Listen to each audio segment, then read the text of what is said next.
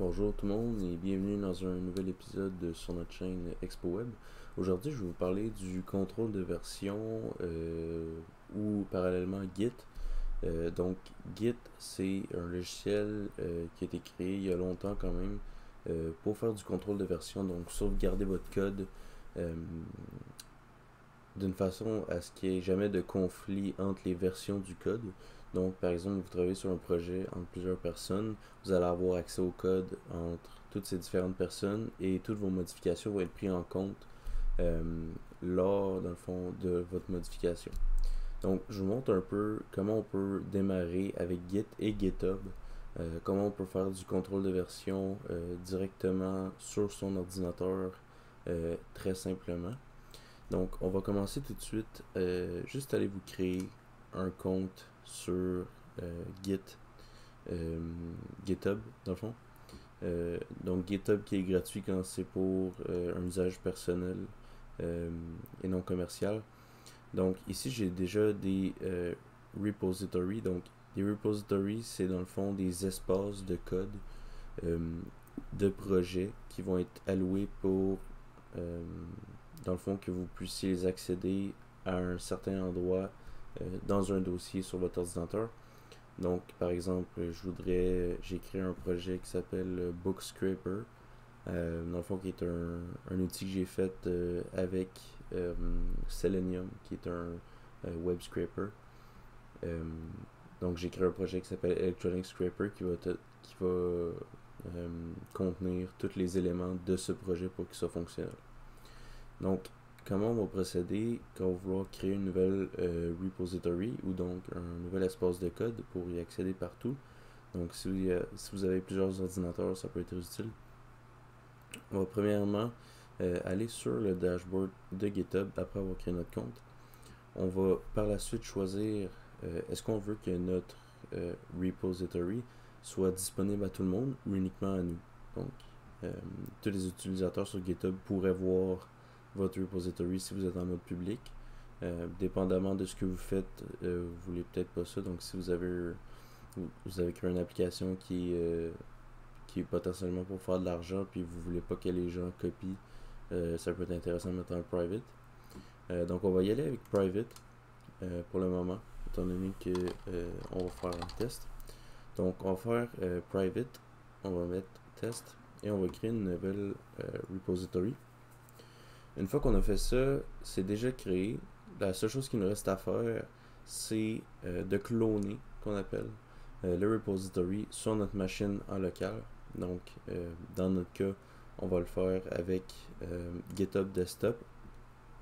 Donc, GitHub Desktop, c'est un outil qui est très facile d'utilisation. Il va vous permettre de gérer vos différents projets, dépendamment de l'organisation. Comme ici, vous pouvez voir que Théo Dufort, donc mon nom, c'est pour l'usage personnel. Et j'ai aussi mon organisation, donc du travail, qui a aussi des repositories séparés. Donc, on voit bien la distinction ici. Par la suite, ce que vous pouvez faire, si vous voulez ajouter un nouveau repository, c'est clone repository, ou si vous voulez créer un nouveau repository, comme vous venez juste de faire, comme on vient juste de faire sur le navigateur ici, vous pouvez le faire aussi. Dans notre cas, on va juste cloner le repository. Donc, étant donné qu'on est connecté avec notre compte GitHub, on peut voir que on voit tous nos repositories qu'on a sur notre compte. Si vous regardez ici, on a notre nouvelle repository qui s'appelle test. Donc, on pourrait la cloner comme exemple. Donc, on peut voir ici le path vers laquelle notre repository va être cloné si on la clone. Donc, on va y aller avec cloner. Et maintenant, ce qui arrive, c'est que le projet est sur notre ordinateur et tout ce qu'on fait va apparaître dans l'activité du projet. Donc, on va pouvoir voir les changements qui sont arrivés dans le projet et le code qui va apparaître ici. Donc, ici, on a encore Quick Setup, étant donné qu'on n'a pas encore publié la branche. Donc, comment ça fonctionne les branches? C'est qu'on va tout le temps avoir la branche qui est main. Donc, la branche main va connecter toutes les branches externes. Donc par exemple, vous faites une modification, vous voulez faire un test de cette branche de code-là, mais vous voulez pas tout de suite l'envoyer vers la main, ou la faire approuver par soit un supérieur ou quelqu'un qui veut faire une vérification de votre code. Créer une autre branche peut être très utile. Donc à ce moment-là, vous pourriez simplement euh, aller dans branch et new branch. Là, on peut pas parce qu'on n'a pas créé la branche principale, mais on, donc on pourrait voir ce genre de choses-là. Donc, par exemple, on a aussi la possibilité d'ouvrir le projet, le repository, avec Visual Studio Code. Donc, si vous faites un projet de programmation, ça peut être très utile. Ou simplement, sinon, Show in Explorer. Donc, on voit ici l'endroit sur mon ordinateur où ce qu'on a nos fichiers qui sont enregistrés. Donc, on va ouvrir dans Visual Studio Code. Donc, juste ici, je vais vous montrer qu'est-ce qui arrive quand on va changer quelque chose dans le fichier. Donc, par exemple, on décide de créer, je vais mettre ça à côté, on décide de créer un nouveau fichier. Donc, on va créer test.txt comme ça. Et on écrit hello world. Juste comme ça ici. Vous pouvez voir que la modification elle a été faite juste ici. Et si on vient ici dans GitHub Desktop, vous pouvez voir que il a détecté la modification et que elle apparaît dans les changements qui ont été faits ici. Donc, qu'est-ce qu'on peut faire avec ça? À chaque fois qu'on veut envoyer un changement vers une branche, il faut tout le temps faire un commit. Donc, un commit, dans le fond, c'est, si on veut, une approbation de la modification qu'on a faite. Donc, qu'est-ce qui va être requis? Eh bien, ça va être un titre tout le temps. Donc, on peut dire commit 1, par exemple. D'habitude, on essaie d'utiliser un titre représentatif pour que nos collaborateurs comprennent ce qu'on veut, ce qu'on a fait comme modification. On peut écrire une petite description.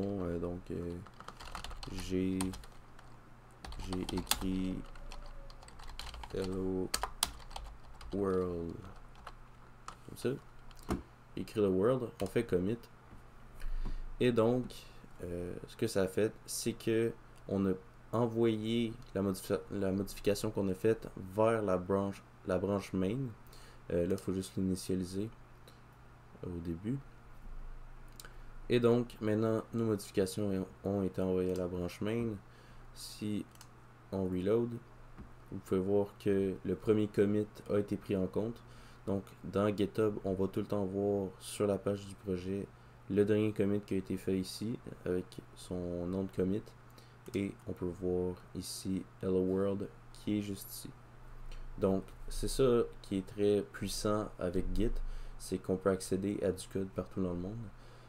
Ce qui est très intéressant. Et en même temps, si vous travaillez à plusieurs, vous pouvez vous assurer de ne pas vous piler sur les pieds, étant donné que des branches doivent être approuvées avant de pouvoir être modifiées. Donc ça, c'est quelque chose qui est très cool.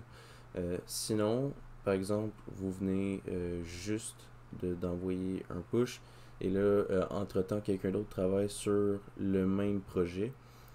Ça se peut que les gens fassent aussi des pushes de leur côté. Donc à ce moment-là, avant d'envoyer vos pushes, vous pouvez faire un fetch origin. Donc fetch origin qui va aller voir s'il y a eu des modifications sur la branche main. Puis qui va vous permettre de vous assurer d'avoir la dernière version du projet intégral avant de faire un autre, de tirer, d'envoyer une autre version de votre projet. Donc, c'est ça. Et donc, qu'est-ce qui est cool aussi avec Git, c'est qu'il supporte tout type de fichiers. Donc, ça peut être des fichiers de code, des images, des vidéos, des fichiers texte. Donc, Git est vraiment versatile là-dessus et c'est complètement gratuit si vous faites un usage à la maison, donc personnel.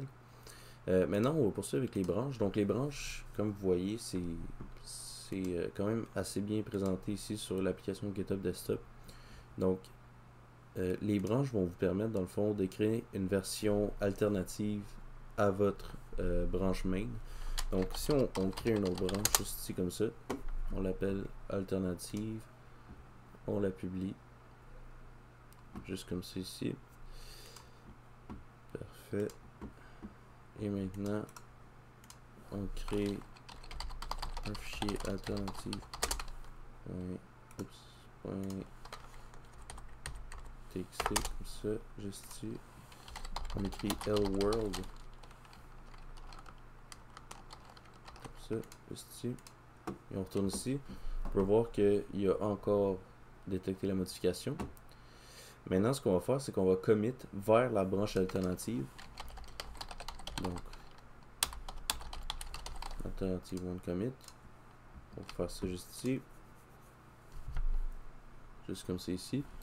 Là, ce qui arrive, c'est qu'on a nos deux branches. On a notre branche main, mais on a aussi notre branche alternative qui a des modifications.